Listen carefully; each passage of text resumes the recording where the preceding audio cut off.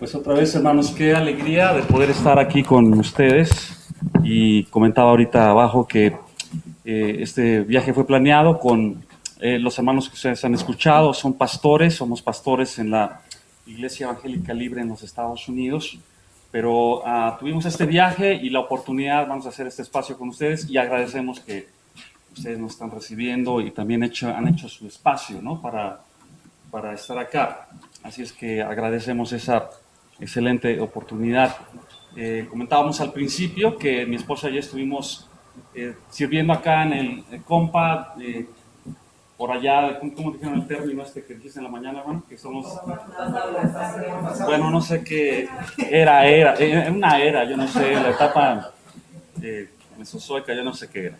Pero hermanos, no, un privilegio servir en aquel entonces y mi esposa y yo tuvimos ese gozo de estar trabajando entre el trabajo estudiantil, y decía también que varios de los compañeros de mi propio grupo, de la célula en la universidad, no era la Universidad del Politécnico, varios de ellos hoy día son pastores, y eso es algo interesantísimo, que recibimos un email hace unas semanas de una persona que tenemos contacto, uno de nuestros discípulos en una iglesia. Dice, ¿sabes que el pastor de mi iglesia hablaba mucho de una pareja que había compartido con ellos durante el estudio bíblico en el campus de la universidad? Y dice que al final mencionó mi nombre y el de mi esposa, ¿no? Y se acercaron esta otra pareja que son parte de una iglesia que nosotros también fundamos en el Estado de México. Y resulta que, bueno, dice, son los mismos, son los que hemos estado en la iglesia, son aquellos que estuvieron en aquella célula. Y de veras yo recuerdo así, recordamos aquellos días que podíamos estar con aquel grupo y a estos jóvenes, ustedes, y jamás imaginábamos que él es uno de los pastores en Ecatepec, una de las iglesias muy, muy pujantes ahí en ese lugar. Hermanos, yo creo que Dios los está preparando a ustedes, definitivamente, el hecho de que hayan pasado por el movimiento, hayan graduado, Dios tiene algo muy especial. Y yo espero que el tema de hoy que queremos abordar aporte un poco a lo que ustedes puedan estar considerando y puedan estar escuchando de parte de Dios. ¿Qué sucede después de que gradúan? De la graduación? ¿Qué sucede después de que ustedes están incursionando en el mundo profesional? Bueno, el tema es fe, trabajo y economía. Y hace de algunos meses para acá, pastores y líderes de la iglesia que ustedes han escuchado, la Iglesia Evangélica Libre, estoy en medio, ¿verdad? ¿Estoy bien ahí? ¿O me vas a ver esto? ¿No?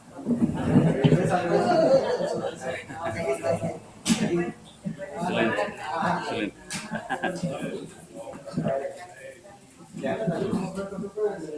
Eso, ahí. Excelente.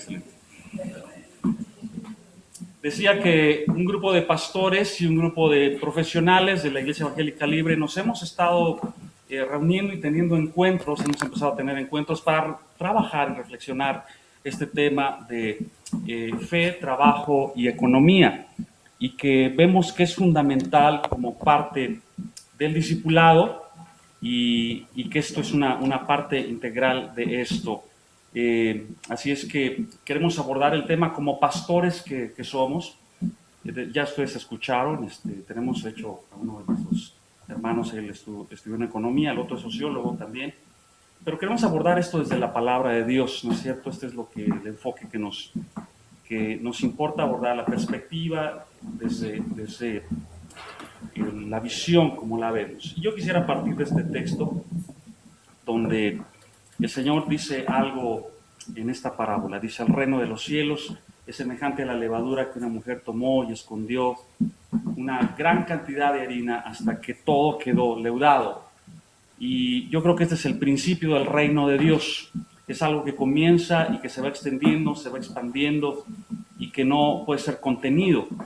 Yo creo que cuando hablamos del reino de Dios, sugiere la idea de que nosotros estamos sufriendo una transformación que el Señor está haciendo en nuestras vidas, que no puede quedar solamente de manera interna, tiene que salir hacia afuera, tiene que expresarse, así como la levadura está leudando toda la masa. Nosotros tenemos que salir hacia afuera, hacia donde el reino de Dios nos invita a trabajar, y definitivamente que el área del trabajo y la economía, vamos a ver, es una parte integral. Cuando hablamos de discipulado, ¿no? Queremos decir que queremos construir modelos para la vida. ¿No es cierto que somos discípulos? Y significa cómo somos discípulos en el mundo. Y eso también implica cómo desarrollamos modelos de cómo vivir la vida en el marco del trabajo y la vida económica. Para decirlo en palabras de un pensador, ha escrito él una porción y él dice estas palabras. Dice: sin duda, la tarea del portavoz cristiano es enseñar, entrenar, ser ejemplo de las cualidades fundamentales, entiendas el fruto del Espíritu, y de cualidades específicas más necesarias que son requeridas en el campo de lo económico. Esto es el hacer la labor, el dominio propio, la moderación, la responsabilidad de sí mismo, de los demás. Dice, esto es en realidad la responsabilidad de actuar con amor. Pero él concluye esta frase diciendo esto. Dice, para decirlo de otra manera, debemos de terminar de una vez por todas con la idea de que estas cualidades, el fruto del Espíritu, son privadas y que el desarrollo público de lo económico sea independiente de ellas. El bienestar público y la prosperidad dependen esencialmente de estas cualidades cuando son comprendidas y aplicadas correctamente. Es decir, la idea del fruto del Espíritu Santo no es algo que queda como algo interno que se vive de manera privada o que vivimos solamente en el marco de nuestro grupo, de la iglesia, pero dice el fruto del Espíritu debía de trascender e ir más allá para el bienestar público. Y yo creo que esa es una manera interesante de ver también el fruto del Espíritu. No solamente es porque en el cuerpo de Cristo nos amamos, pero el fruto del Espíritu es esencial para esta tarea que buscamos en bien público, en prosperidad, ¿no?, de nuestra comunidad. Por eso la idea, hemos planteado acá, de redescubrir esta conexión entre trabajo y economía con la fe. Y digo redescubrir porque esto no es nuevo. Es decir, este concepto de fe, trabajo, economía es algo que es histórico. Esto va hacia los mismos raíces de lo que es la iglesia, de lo que es la misión, pero que me parece, y en esta reflexión que estamos haciendo los pastores, y me refiero a esta experiencia que estamos teniendo allá, debería de ser que nosotros estemos reflexionando cómo nuestra fe conecta con esta dimensión como parte de un discipulado que tal vez para nosotros es muy común escuchar esto, de un discipulado integral, ¿sí?, de un discipulado desde un punto de vista holístico que abarca a la persona toda. Estamos hablando solamente de esa dimensión espiritual, estamos abordando a la persona toda, y entonces nosotros somos invitados a esta conexión. Entonces, hay una reflexión y hay una serie de eventos que están dando en el marco de este movimiento. No es el único movimiento, pero de la Iglesia Evangélica Libre. Y en este movimiento estamos involucrados pastores, pero no solamente pastores, también profesionales, graduados como ustedes, que están participando de una conversación, de un diálogo, donde queremos juntos aprender y queremos decir cómo podemos redescubrir, enfatizar. Encontré acá abajo este libro, excelente libro, así es que está a la disposición, ¿verdad? Está a la venta. Yo solamente estoy sugiriendo algunos acá de los que estamos trabajando en estos diálogos, estos encuentros que estamos llevando a cabo. Debe haber una conversación nueva acerca de este vital asunto que tiene que ver con el discipulado, y yo lo quiero enfocar así, con nuestra práctica pastoral. Se está hablando como pastor, digo, nuestra práctica pastoral tiene que estar enfocada hacia allá. Y me pareció muy pertinente, ¿no?, que pudiéramos estar hoy entre ustedes, porque algo que estamos haciendo es que estamos trabajando con la comunidad inmigrante en los Estados Unidos. Y quiero decirles que según la Secretaría de Gobernación en México, ellos han establecido esta estadística, han establecido una serie de información muy interesante de que, por ejemplo, cómo del Distrito Federal salen hacia los diferentes puntos de la Unión Americana aquellos que están migrando. Entonces están saliendo del DF, ¿no?, para ir, y no se alcanza a ver los colores con nitidez, pero hay grados de concentración, densidad de concentración poblacional, y una gran mayoría sale a la parte oeste, la zona de California, la zona de Texas, pero también están llegando a la zona de Illinois, que es precisamente donde nuestro hermano Rick, él es el superintendente de nuestra iglesia en esta zona, de los Grandes Lagos que se llama, y nuestro hermano Alejandro, él es director de inmigración para toda la Unión Americana, y su servidor está trabajando también junto con ellos, tanto los ministerios hispanos de esta zona, como apoyando todo el asunto de los latinos, inmigrantes, hispanos, yo digo mayoritariamente mexicanos. El 70% de los inmigrantes en los Estados Unidos latinos son de origen mexicano. De hecho, la estadística nos dice que del total de 34.6 millones para el 2013, se consideran mexicanos, 34.6 millones, de los cuales 11.6 son nacidos acá en México, y 34, o la diferencia que ustedes observan acá, son aquellos que han llegado muy pequeños o que ya nacieron en los Estados Unidos, pero que cuando les preguntan ¿de qué origen eres?, ¿no? Ellos dicen, bueno, soy latino, soy hispano, son dos términos que se están usando allá, pero al final dicen soy de origen mexicano. Y yo creo que trae a reflexión este tema, espero que sea pertinente otra vez para ustedes, porque yo siento que yo estoy trabajando con México fuera de México, ¿no? Cuando me encuentro a nuestros paisanos, y fue increíble cuando llegamos allá, hace algunos años, y de pronto nos encontramos que también había frijolitos, vendían en las tiendas nopales, y que podíamos preparar una buena salsa y un guacamole. Entonces nos sentimos como en casa. Entonces tenemos una gran comunidad de hispanohablantes en la congregación que nosotros estamos pastoreando, y en el distrito donde estamos teniendo un grupo de iglesias, y a nivel del país hay una serie de congregaciones dispersas donde estamos trabajando con estos inmigrantes. Cuando ustedes le preguntan a alguien, ustedes conocen, seguro ustedes preguntan, ¿conocen familiares, amigos que han ido a los Estados Unidos? Ya estamos hablando ahorita acá, ¿tienen familiares acá? Y si yo les pregunto, ¿cuál fue la razón principal por la que fueron allá? Mejor economía. Trabajo o economía. Cuando nosotros preguntamos a los que han llegado y llegan a nosotros, ¿cuál es la razón principal por la que vienen? Dicen, es trabajo. Entonces, hablar del trabajo es algo clave, porque si esa es la razón que ha sido el móvil, ¿no?, para que 11 millones o 32 millones de mexicanos se hayan desplazado, estén siendo desplazados ahora hacia el exterior, en ese movimiento de Dios, como decía mi hermano Alejandro, creemos que es de Dios estos movimientos. Dios determina, ¿no es cierto?, los movimientos migratorios, los ha usado a lo largo de toda la Escritura, con el objetivo de llevar a su pueblo a diferentes momentos. Los llevó primero de Egipto, después de Egipto los sacó a la tierra prometida después fueron a Babilonia, después de Babilonia se dispersan por todo el mundo antes conocido. Es decir, Dios utiliza esto. Así es que Dios está utilizando a muchos mexicanos que están en los Estados Unidos.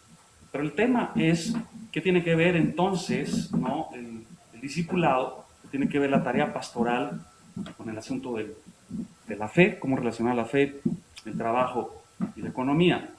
Los discípulos de Cristo estamos llamados a vivir el propósito de Dios para su creación y ser señales visibles del reino de Dios que ha de manifestarse. Así es que esta tarea surge, no solo, es decir, esta reflexión del trabajo tiene que surgir a partir de Dios y de nuestra doctrina acerca de la creación, y yo creo que de ahí parte nuestra reflexión. Así es que yo quisiera invitarlos a que también miremos en la Escritura en un momento como parte de ahí nuestra reflexión. Digamos apenas ahora que ser discípulos, otra vez, es ser señales visibles de ese reino de Dios en todo lo que hacemos. Eso tiene que ver con el fruto del Espíritu, eso tiene que ver conectarlo con la actividad que realizamos todo el tiempo, nuestro trabajo. Vamos a ver cómo conectamos con la economía. La pregunta es, ¿por qué conectar la fe con el trabajo y la economía? Bueno, gran parte de la vida se invierte en el trabajo, y quiero decir que el trabajo no implica solamente el trabajo remunerado, también hemos circunscrito el trabajo solamente al trabajo que es remunerado. Pero hay mucho trabajo que se realiza Yo quiero aquí, y lo digo por las comunidades con las que trabajo, principalmente con las mujeres, el trabajo en casa también es trabajo, ¿no? Y no es solamente las mujeres. Los hombres allá tienen que trabajar. Allá en los Estados Unidos, hombres y mujeres trabajan en casa, ¿no? Y eso sí, si no trabaja el hombre en casa, pierde mucho la dinámica familiar. Los hombres también tienen que entrar a las tareas de casa, pero también son las tareas de servicio que hacemos de manera voluntaria. Eso también es trabajo. Entonces, gran parte de la vida se desempeña en el trabajo, tiene que ver con lo que se hace en el hogar, en fin, los sitios, ¿verdad? Dice, y pareciera que la iglesia, ¿no? Ha excluido estos temas importantes del discipulado y de la mayordomía. Así que nosotros tenemos que rescatar, volver a conectar la idea de que en las iglesias se vuelva a conectar esta dimensión. Y me alegra que en el movimiento, este es un tema que de diferentes maneras se está reflexionando, pero ustedes se integran en la iglesia, ¿quiénes están integrados en una iglesia ya? ¿No? Y este es un tema que se reflexiona en la iglesia como parte del discipulado. Es una pregunta que dejo ahí para que lo estemos meditando. Si gran parte de la vida consiste entonces en el trabajo que se desempeña en los diferentes espacios, ¿por qué son excluidos, ¿no? del discipulado y de la mayordomía que se realiza en la iglesia? Pareciera que el discipulado está circunscrito a un asunto, hablo de la iglesia, al tema, porque es un tema propio, interno de la iglesia. Yo sé que en el movimiento hemos rebasado eso y estamos en otro contexto. Pero en la iglesia es importante. Y hablo de la iglesia porque al final, como hemos reflexionado en muchos espacios, el instrumento de Dios es la iglesia. ¿Están de acuerdo en esto? Y el movimiento estudiantil, dijimos siempre hemos dicho que es el brazo misionero de la iglesia en la universidad, ¿no? ¿Sí han escuchado esa frase o era de mis tiempos cuando se decía, ¿no? ¿Todavía se utiliza eso? Sí. Pero si hermanos, si es el brazo misionero de la iglesia, ustedes están integrando a la iglesia. Y ustedes están integrándose a la iglesia donde ustedes están, deberían de considerar este tema como parte integral del discipulado, ¿no? Como parte integral de la tarea pastoral además. Pero quiero llevarles a una escritura, que esto es, yo creo que nuestra piedra el fundamento sobre el cual partimos, y vamos a leerlo acá solo para nuestra referencia. Ustedes pueden consultarlo en su Biblia, pero dice: y Dios creó al ser humano a su imagen, lo creó a imagen de Dios, hombre y mujer los creó y los bendijo con estas palabras: sean fructíferos y multiplíquense, llenen la tierra y sométanla, dominen. Dios el Señor tomó al hombre y lo puso en el jardín del Edén para que lo cultivara y lo cuidara. Yo creo que acá parten dos conceptos muy importantes cuando queremos reconectar estas cosas. Uno es el concepto de lo que es la vocación y otro es el concepto de lo que es la mayordomía. Y cuando hablamos de vocación, la idea es que hay un llamado. La misma palabra vocación sugiere algo que está siendo llamado. La palabra latina de origen de vocación es esa, llamar. Entonces Dios le dio vocación, le dio un sentido, llamó al ser humano que había creado a que se involucrara en la tarea, ¿no? De multiplicarse, ser fructíferos, ser productivos, de dominar. Pero al darles este llamado, les comisiona, les da una tarea que realizar. Pues la tarea es eso que tiene que ver precisamente con mayordomía. Otra vez, no es nuevo. A lo largo de la historia de la iglesia esto se ha abordado en diferentes momentos, pero hubo un tiempo donde esto no se ha hecho énfasis suficiente. Nosotros decimos que somos herederos de la Reforma protestante, y decimos que nuestros movimientos evangélicos son herederos de esto. Yo digo que vamos mucho más allá, vamos al origen mismo de cuando el Señor establece la misión con aquellos 12, pero es cierto que la Reforma nos aporta, y uno de ellos, recordemos, es Martín Lutero. Martín Lutero decía algo muy interesante. Él decía: la vocación es parte de la providencia de Dios. Dios está íntimamente involucrado en el gobierno de su creación en cada uno de sus detalles, y su actividad a través del trabajo humano es una manifestación de cómo Él ejerce su cuidado providencial. Entonces la idea de vocación, dice, es la provisión de Dios. El hecho de ser llamados a trabajar, a ser mayordomos en la creación, eso es una provisión de Dios. Y Dios actúa a través del trabajo que realizan aquellos seres humanos que Él ha creado. Y Dios manifiesta su providencia a través del trabajo que se realiza. Por ejemplo, Martín Lutero ponía un ejemplo muy claro, muy sencillo, pero que nos va a ilustrar bien. Él decía que cada vez que él se sentaba a la mesa a tomar leche, ¿no? Él decía, esto es la provisión de Dios. ¿A quién le gusta la leche? Y entonces él decía, es una provisión de Dios, dice, pero esa provisión me llega a través del trabajo. Alguien tuvo que trabajar, alguien tuvo que ordeñar la vaca para que yo pudiera beber hoy este vaso de leche. Así es que él decía, la provisión de Dios viene por aquella muchacha que ordena la vaca en el establo, por aquel que toma aquella leche y la transporta y finalmente llega a mi mesa. Entonces dice, la vocación tiene que ver, ¿verdad?, con responder al llamado de Dios para proveer para las necesidades. Así es que él agradecía cada vez que tomaba aquella leche.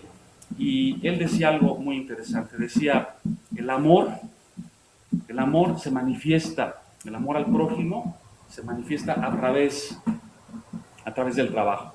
Nos hemos preguntado, ¿no? Hemos escuchado, cantamos mucho acerca de cómo amar al otro. Y la pregunta cuando decimos, ¿qué pensamos cuando decimos debo amar al prójimo? Y decimos, bueno, debe de ser en cuestiones prácticas, ¿no? Porque debe ser en cosas tangibles. A veces pensamos amar al otro tiene que ver con hacer ciertas tareas, ¿no? Específicas que a lo mejor la iglesia organiza, en momentos especiales donde nos damos de manera voluntaria a hacer un trabajo en necesidad de los demás. Pero Martín Lutero decía, la manera mejor de amar a tu prójimo es a través de tu trabajo, de tu vocación. ¿Cuál es tu vocación? ¿Qué es lo que estás haciendo? Yo le digo y afirmo mucho a mi esposa, ella es maestra, es normalista, ha salido de la normal acá, para mucho orgullo, dice también. Pero ella está trabajando, le digo, la manera como tú amas al prójimo todos los días es cuando das clase. Es decir, tu llamado, tu vocación es la manera como tú estás amando al prójimo.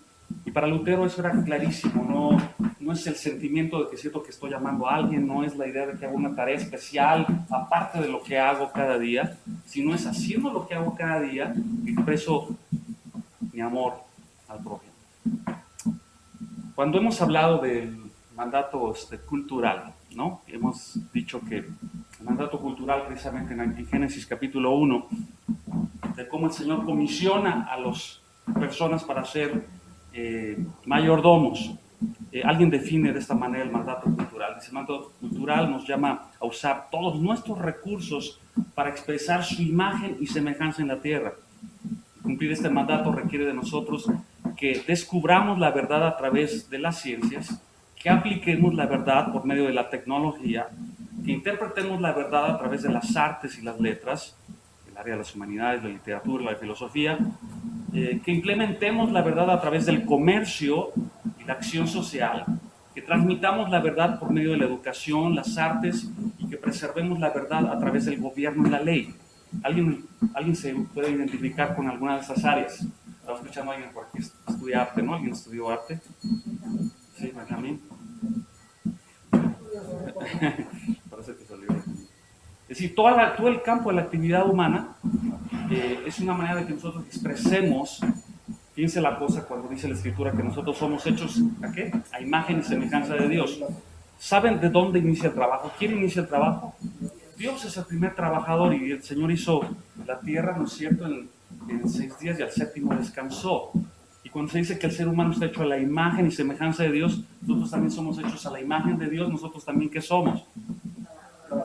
Y saben, Jesús, que es la imagen perfecta, dice la Escritura, cuando se refiere a Jesús, allá en Colosenses 3:23, por ejemplo, dice, no, perdón, un poco en otro texto, dice que Jesús, allá en Hebreos 1:3, Él es el resplandor de la gloria de Dios y la imagen misma de su sustancia. Jesús es la imagen misma de la sustancia de Dios. Y Jesús decía, mi Padre hasta ahora trabajo y yo trabajo. Entonces, Jesús, la imagen perfecta de Dios, se identifica con el Padre como el trabajador. Si mi Padre es un trabajador, dice Jesús, yo también soy un trabajador. Y nosotros somos imagen de Dios. Entonces, ¿cómo nos identificamos nosotros en tanto imagen de Dios? Como trabajadores. ¿Y cuál es el trabajo que nos toca desempeñar? Es cultivar aquella creación, es responder al llamado de Dios, a la vocación en el campo y la disciplina del quehacer humano que ustedes hayan elegido, para la cual Dios les ha preparado. Yo siempre me recuerdo que de niño me preguntaban, ¿qué quieres ser? Me era bien pequeño, ¿qué quieres ser de grande? Y yo decía, quiero ser aviador, ¿no? Y me gustaba la idea de pensar que podía volar los aviones. Por supuesto, todos hemos tenido niños alguna idea. Le preguntaba a uno de nuestros niños en la iglesia, ¿tú qué quieres ser? Y él dijo, respondiendo, me parece más certeramente, dijo, yo quiero ser Superman. Y yo creo que era una respuesta mucho más sincera, yo creo, ¿no? Pero llegó un momento donde decidimos, hubo un momento donde yo dije, quiero estudiar ingeniería. Y de alguna manera mantuve con la convicción de que quería estudiar eso. Pero descubrimos cómo nos ha preparado Dios, cómo ha preparado nuestra personalidad, cómo ha preparado nuestras habilidades, cómo ha preparado nuestros talentos para el área para la cual estamos trabajando, sirviendo. Entonces, una parte importantísima. Y Dios nos ha preparado, entonces nos llama, nos prepara, nos equipa, nos da el Espíritu Santo, nos hace vivir el fruto del Espíritu Santo otra vez para servir. No en marco en la iglesia solamente, sino servir donde el Señor nos lleva y donde el reino quiere extenderse. Este concepto de vocación viene con el de mayordomía. Y interesante que la palabra mayordomía, y nada más quiero decir alguna palabrita de estas que nos lleva autónomos. Y un texto que puede referirse a esto está en 1 Corintios 4:1. Dice el apóstol Pablo que todo hombre nos considere como servidores de Cristo y mayordomos, ¿no? Otra versión dice administradores de los misterios de Dios. La palabra economos comparte una raíz con la palabra que todos conocemos.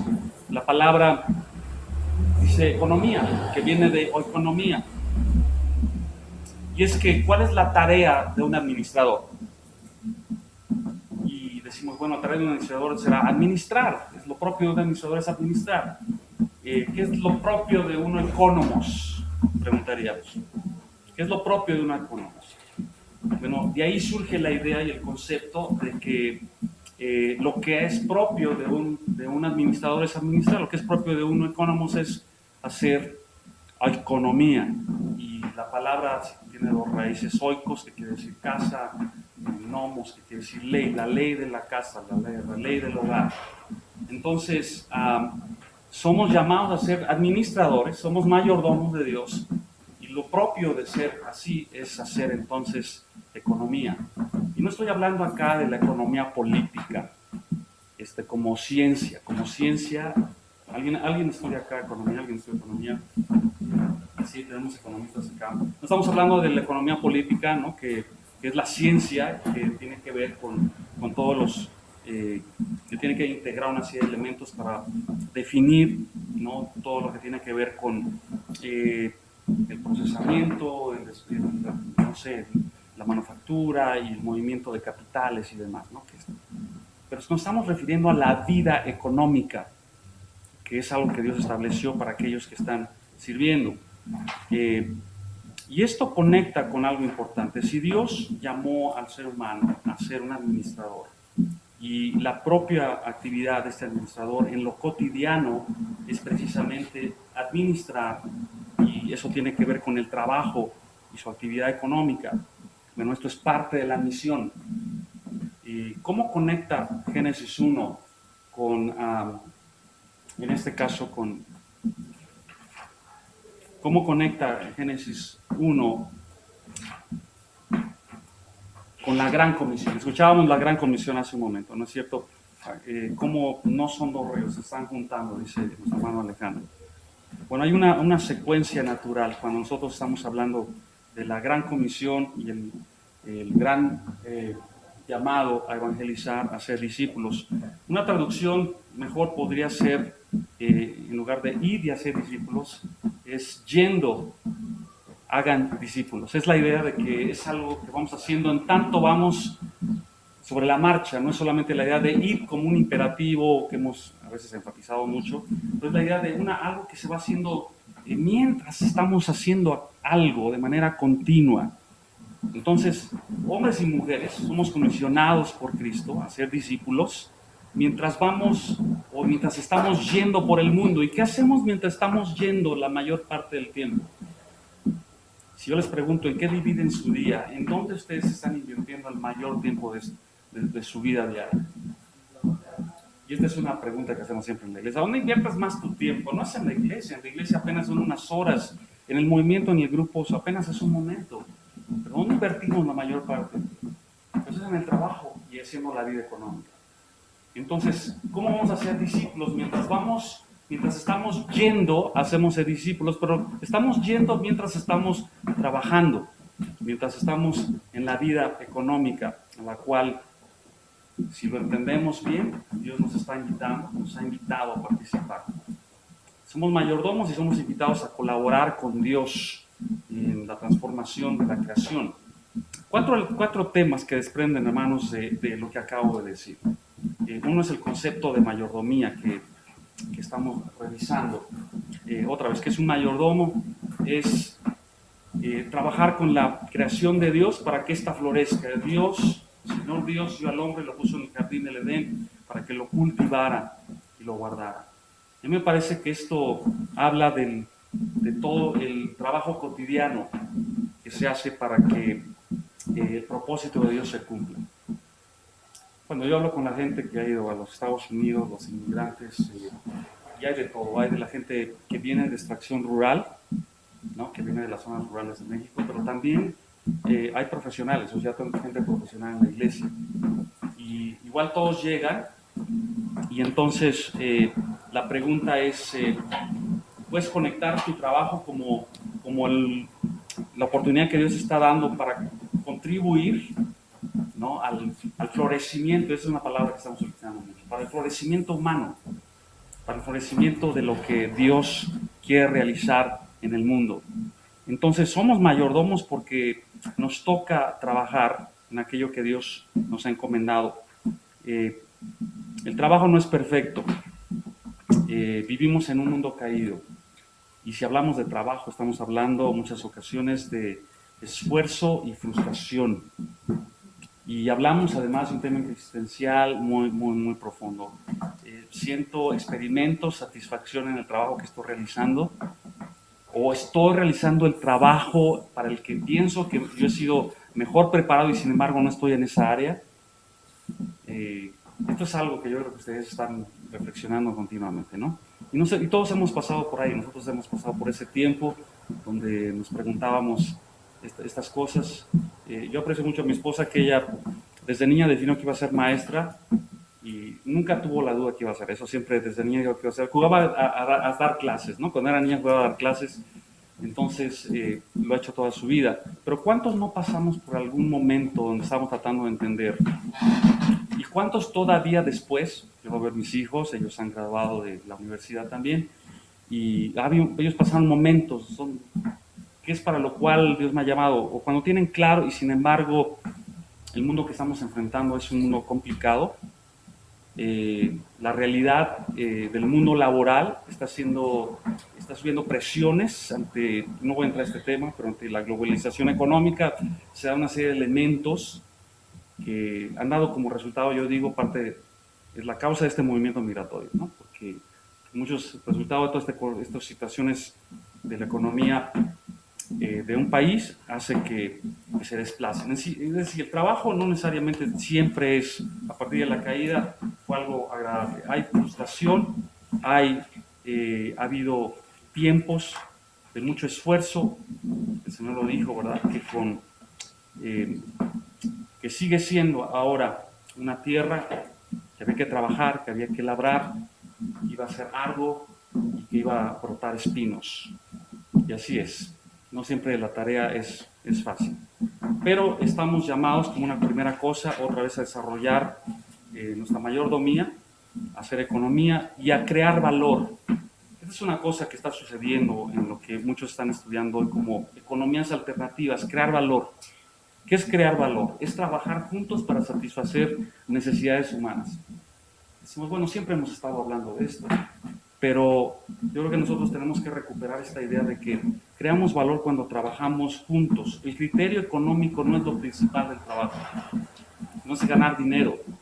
Preguntamos a los chicos, ¿no? ¿Cuál es el propósito de trabajar en esta carrera? Y lo dicen bien sinceramente, pues ganar la plata. Y me voy a la carrera que mejor deje, ¿no es cierto? Que mejor ingresos pueda dejar. Pero yo creo que el Señor nos invita, nos recuerda, ¿no? que servir a los demás con nuestro trabajo. Otra vez tuve hambre y me dieron de comer. No fue que hicimos una brigada y nos fuimos a repartir comida a los barrios pobres. Es cómo ustedes contribuyen a que en el bien común, que es otro valor que vamos a ver, es decir, cómo contribuyen con su disciplina a proveer, ¿no es cierto? Cuando comemos a la mesa hay toda una cadena, ¿no? Donde están inmersos desde la extracción o la producción hasta el momento que ustedes lo están consumiendo. Y ahí podemos explicarlo de muchas maneras, pero me parece que cuando el Señor dice, tuve hambre y me dieron de comer, no solamente es que hice un acto caritativo. Me dieron de comer porque ustedes están proveyendo, somos parte de esa cadena en algún punto. Y me dieron de beber y me recibieron, ¿no? Y yo creo que es una buena perspectiva de ver. Crear valores, dicen ahora los que están estudiando, los expertos, es qué añado a los otros en mi propio servicio, cómo contribuyo. Y hablamos de productividad en el sentido de que Dios nos llama también a ser productivos, nos llama a ser fieles en lo que hacemos. Bienes y riquezas hay en tu casa. Su justicia permanece para siempre. El hombre de bien tiene compasión, presta y administra sus cosas con justicia. Esto tiene que ver con dignidad humana. Hablar de trabajo, hablar de la vida económica, tiene que ver con la dignidad. Qué difícil es cuando no estamos en esa vida económica, ¿no? ¿Quién ha pasado por un momento de desempleo? ¿Sí? Y pasamos momentos también cuando estábamos desempleados no fue un día, no fueron 2 semanas, no fue un mes. Un momento donde no había ingresos formales por un tiempo. En tanto estábamos tratando de sentarnos en el mercado de trabajo, en el mercado profesional. Llevó algunos meses. Al final, gracias a Dios, se abrió la oportunidad. Yo ingresé al mundo de la ingeniería después de haber estado en el movimiento por un tiempo, ¿no? Y eso fue una experiencia importante. Y cuando ingresamos al mundo profesional, bueno, yo me recordaba los momentos, semanas, meses que sucedieron cuando parecía que no se movían, las hojas de los árboles no se movían por ningún viento, nada pasaba. Y ¿cómo se siente uno? No es cierto que el trabajo toque este profundo sentido de dignidad, ¿no? Entonces, cuando hablamos del tema del trabajo y de la economía, tenemos que ser sensibles y de que el trabajo tiene un carácter moral porque hacemos un trabajo desde una ética cristiana, no solamente un trabajo que hacemos por hacer con el propósito de otra vez, solamente con un fin económico principal, o de tener dinero concretamente. Hay mucho trabajo que se hace y no necesariamente está remunerado. Pero también hablamos de una acción responsable. Esto significa promover la mayordomía con esperanza. Me encanta el canto que acabamos de cantar, la idea de esperanza. A mí me encanta esto. Esperanza porque la situación no es sencilla. Estamos enfrentando otra vez una realidad compleja. Esperanza porque esperamos, ¿no? que nuestro trabajo cree valor, que nuestro trabajo sea una expresión de amor al prójimo, que nuestro trabajo sea el avance del reino de Dios. Pero también somos realistas, estamos en un mundo caído. Los sistemas sociales están corruptos.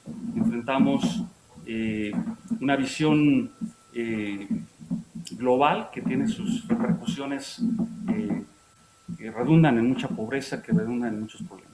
Entonces, realmente tenemos que ser realistas, pero con esperanza. Además, yo aquí sí quiero ser bien optimista. Cuando hablamos de las comunidades inmigrantes en los Estados Unidos, planteamos la idea de de que hay que trabajar cada día con el entusiasmo, ¿no? Con este sentido de que estamos yendo adelante con lo que Dios tiene propuesto.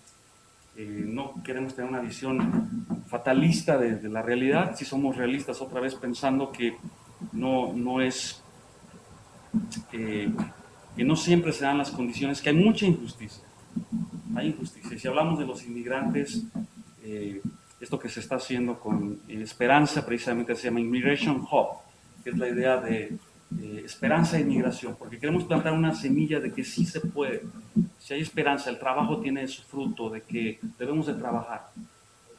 No sentarse fatalistamente a decir, no se puede hacer nada, estamos, ¿verdad? Entonces, me encanta la idea de estas economías alternativas. ¿Han escuchado esto?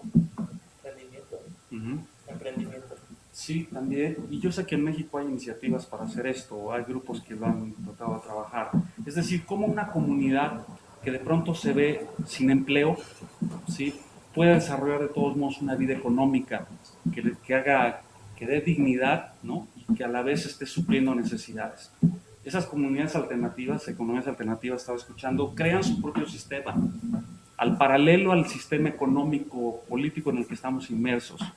Y escuchaba, por ejemplo, ustedes lo deben saber porque lo están desarrollando por ahí. Hay una comunidad rural que creó su propia moneda.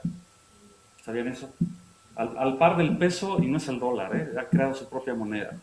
Y lo que hacen al crear su propia moneda es que la gente que está desempleada en el sistema económico estructurado, que no tiene, si no tiene empleo, por tanto no tiene ingresos, pero no es que no tiene capacidad, no es que no tiene la manera de desarrollar las capacidades para las cuales Dios les ha preparado.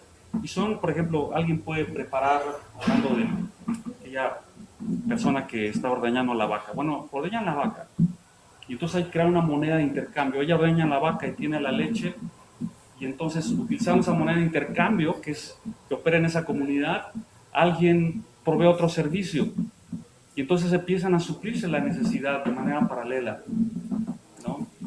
Y me parece interesante el experimento, y está resultando, no, mi esposa lo hace con los niños en su salón, ella les invita a trabajar y entonces ella les paga con una moneda interna de su propio salón. No sé cómo les llaman. Esos cubitos. Y entonces los niños que han trabajado en sus tareas ganan ciertos cubitos de plástico y luego van y los intercambian, ¿no?, por otro servicio. Y entonces va creando su propia economía. Y saben que eso está sucediendo más y más. Este es el trabajo, hermanos, y esta es la reflexión que estamos llevando a cabo con este grupo de pastores, con este grupo de profesionales, de las cuales se desprenden tareas pastorales. Y yo quiero solamente dejarles un escrito de 5 áreas fundamentales que son nuestra inquietud pastoral y que quisiéramos que ustedes pudieran notar y de pronto esto pudiera ayudar a su propia reflexión y a su propio trabajo en sus comunidades y de pronto en su grupo. Y yo no sé si acá el grupo de graduados pudiera después en otro momento profundizar. Quiero decirles que hay otros movimientos estudiantiles de los graduados que han estado trabajando el tema y que lo han desarrollado muy bien. Yo creo que hay 5 áreas donde nosotros estamos con esta inquietud de trabajar los pastores, y quiero tomar como base Efesios 4, 11 y 12. Dice que él mismo constituyó a unos apóstoles. Y hermanos, los apóstoles mencionaban y predicaban la revelación. Ellos fueron portadores, fueron los que recibieron la revelación que nosotros tenemos ahora en las Escrituras, y ellos entonces las comunicaban. Y esta área pastoral yo la queremos nombrar como teología, es decir, el estudio de la palabra. Pero también dice que constituyó a otros profetas. ¿Se recuerdan que hacían los profetas del Antiguo Testamento? Ellos denunciaban la injusticia y abogaban por el pobre, por el huérfano, por el desvalido y por los inmigrantes. Me parece que esta es otra área donde tenemos que desarrollarnos pastoralmente. La tarea pastoral tiene que ver con compasión. Dice, a otros constituyó evangelistas. Y además hemos dicho, lo acaban de decir hace un momento, y eso es algo que en el movimiento repetimos en muchas ocasiones, la predicación del evangelio no viene solamente con palabras, tiene que venir con hechos, ¿no? se decía en el tiempo de la Reforma, y precisamente me parece que era Lutero el que decía, predica el Evangelio, y si es necesario utiliza las palabras. Yo creo que cuando hablamos de esto, de actuar, introducimos este concepto del bien común, porque comunico el amor a todos, no solamente en mi grupo, pero a todos. Y evangelizar, ir con la buena nueva, tiene que ver con buscar el bien común de todos. Y también dice la Escritura, y a otros pastores. Precisamente hay en nosotros la reflexión de cómo podemos cuidar y cómo podemos ofrecer un cuidado pastoral a aquellos que están viviendo la dinámica del trabajo, ¿no? Y que están enfrentando este asunto de la vida económica. Y cómo podemos dar un consejo sabio desde la Escritura en esta dimensión. Y el último sería maestros, aún nos constituyó pastores y otros maestros. Y acá pensamos en una dimensión pastoral que es la juventud y la familia. Queremos auxiliar a los padres en la tarea de educar a los jóvenes, a los hijos, en el asunto de cómo vivir bajo principios sabios, los principios de la Escritura, la vida económica. ¿A quiénes le enseñaron a ustedes de niños a manejar el dinero? ¿Sí? Interesante, ¿no? Porque a veces no iniciamos a los chicos en la vida económica bajo principios de la sabiduría de Dios, de que lo importante no es el dinero, pero sí les animamos a ser productivos, ¿no? El que recibió 5 talentos los multiplicó, o sea, y yo creo que el Señor está diciendo ahí, Él premia a los que están siendo productivos, a los que son creativos. Y además yo creo que esta es otra dimensión que tenemos que retomar. Porque decimos, pareciera que hacer negocios, esto fuera, ya lleva a decir la idea de que no es algo ético. Algo hay en los negocios que parece que es corrupto y no puede serse. Estuve sirviendo para una firma japonesa, una compañía de negocios, tuve 8 años en esta empresa, y hacía negocios internacionales. Y algo que yo aprendí interesante de la antigua generación de los japoneses, aquellos que surgieron de la Segunda Guerra Mundial, ¿no? Mi jefe era uno de esos, que era niño cuando la Segunda Guerra Mundial, la generación de los builders, llaman, de los constructores. Algo me sorprendió, tenía una ética en el mundo de los negocios que contrastaba con el concepto que yo tenía, ¿no? Es decir, la idea de tener palabra en los acuerdos, de decir que hacemos un negocio, nos comprometemos y empeñaba la palabra, y era más importante la palabra que empeñaba que el contrato que se firmaba. Y hermanos, algo que aprendemos de esto del mundo de los negocios es que se puede hacer negocios bajo una ética cristiana. Porque otra vez, hacer negocios puede ser que algunos de ustedes está cableado, ¿no?, para ser empresario, y quisiéramos ver más empresarios. Cuando vemos a los mexicanos que llegan a los Estados Unidos, y cuando vemos a otros grupos que llegan, los asiáticos o llegan los de Medio Oriente, todos llegan con una visión de hacer negocios. Pero cuando llegan los mexicanos, llegan con la visión de dónde conseguir trabajo.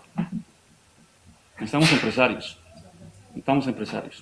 necesitamos emprendedores.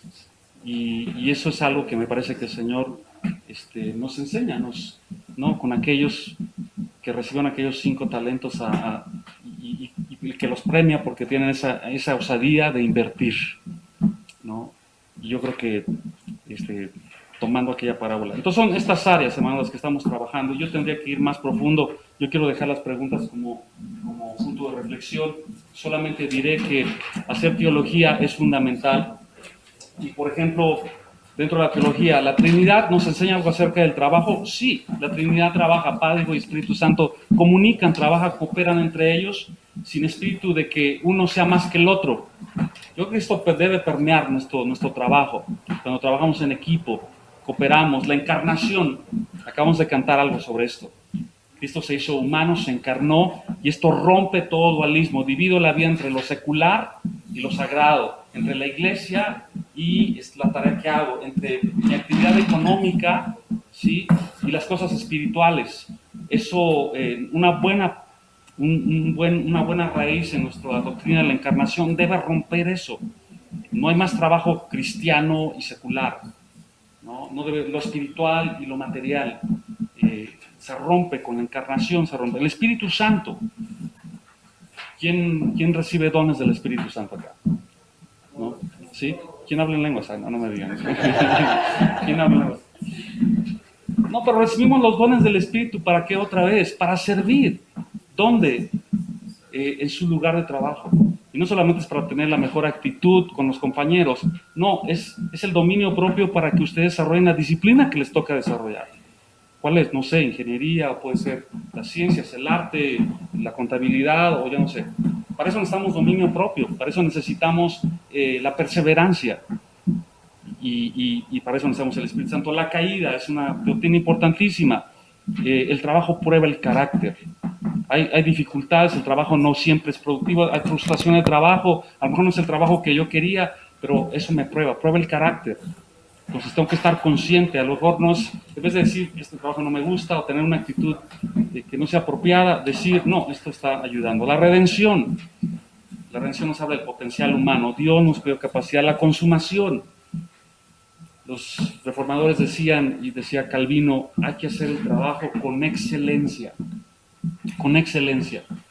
porque decía, esa vocación que Dios nos ha dado, que nos ha llamado a realizar, hay que realizarla. Yo me recuerdo, queridos hermanos, desde que estábamos en el movimiento, podíamos comunicar el Evangelio en el grupo, pero siempre teníamos aquel recordatorio. Recuerdo hermanos muy queridos, Gerardo Náingen, yo no sé si alguno lo llegó a conocer, pero un querido hermano ya partió con el Señor, pero él decía, si vamos a ser estudiantes, ¿hay que ser qué? Buenos estudiantes. Porque ¿cómo puedo comunicar el Evangelio? Y alguna vez pasó, alguien dice, ¿cómo puedes hablar del Evangelio si no aprobaste física, ¿no? O química?